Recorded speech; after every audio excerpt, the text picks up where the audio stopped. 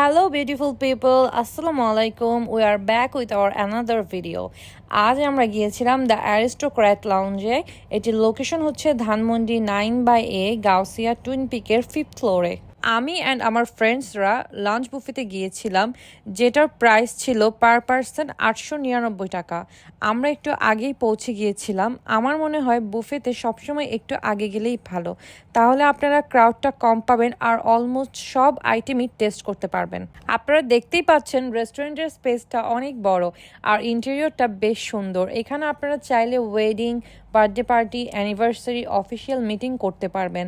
Official meeting হলে ওরা একটা স্পেশাল ডিসকাউন্ট দেয়। ওদের লাঞ্চ বুফেতে 100+ আইটেম ছিল। যাওয়ার আগে অবশ্যই রিজার্ভেশন দিয়ে যাবেন।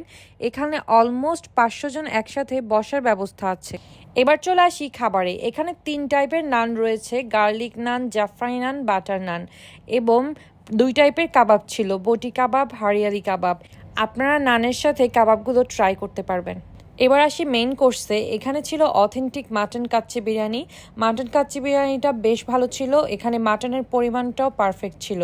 এছাড়া ছিল স্টিম রাইস, যারা বিরিয়ানি পছন্দ করেন না তারা স্টিম রাইস খেতে পারেন। আরও ছিল Lahori chicken biryani, vegetable korma, beef tehari. Beef তেহারিতে বিফের পরিমাণটা আমার কাছে কম লেগেছে, তবে তেহারির টেস্টটা ভালো ছিল। ব্যাংকক চিক ভেজিটেবল এগ ফ্রাইড রাইস, আপনারা ফ্রাইড রাইসের সাথে ব্যাংকক চিক ভেজিটেবলটা ট্রাই করতে পারেন। ইন্ডিয়ান আইটেমের মধ্যে ছিল বিফ ডাল গোস্ট, এটার টেস্টটা ভালো ছিল। এছাড়া ছিল বিফ রেজালা। বিফ রেজালা সব বিফ আইটেমের মধ্যে ছিল বেস্ট, এটা আমি 2বার নিয়েছিলাম। আরও ছিল sauteed vegetable, chicken chili onion, chicken butter masala. Chicken butter masala আমার স্পেশালি খুব পছন্দ, আমি চিকেন বাটার মশলাটা ভালোই এনজয় করেছি। এছাড়া ছিল রুই ফিশ দো পেঁয়াজা। ফার্স্টে স্যুপের সাথে ফ্রাইড চিকেন নন্দন খেলেও আমি ভিডিও করতে ভুলে গিয়েছিলাম। এখানে 3 টাইপের স্যুপ ছিল, sea food soup, Thai soup and corn soup.